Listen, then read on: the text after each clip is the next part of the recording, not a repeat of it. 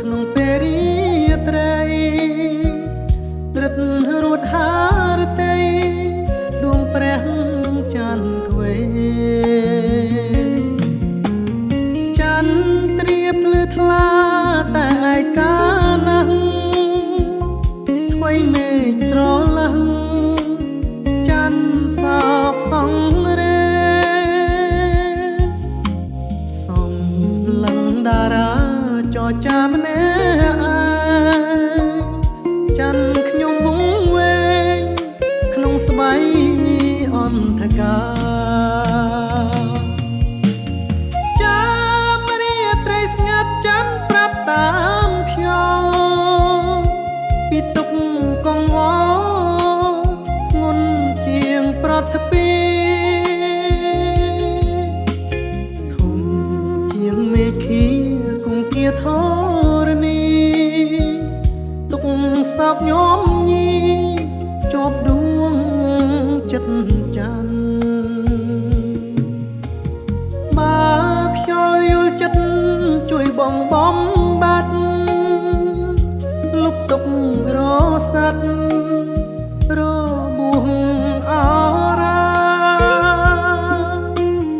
គ្រាន់បានសះស្បើយហើយលហើយចិនណារាត្រីវិតាសូមស្គាល់យល់ចិត្ត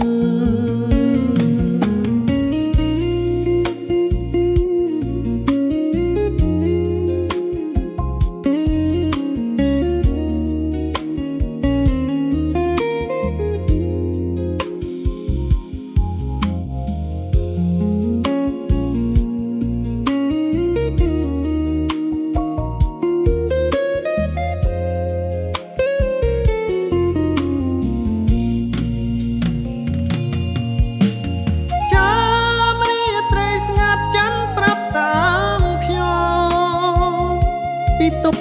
កង្វល់ធ្ងន់ជាងប្រថពី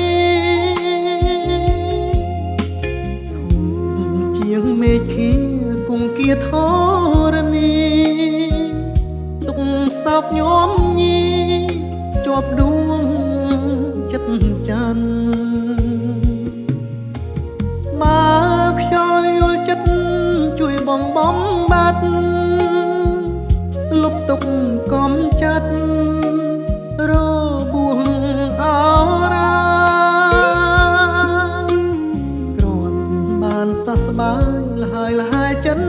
ណា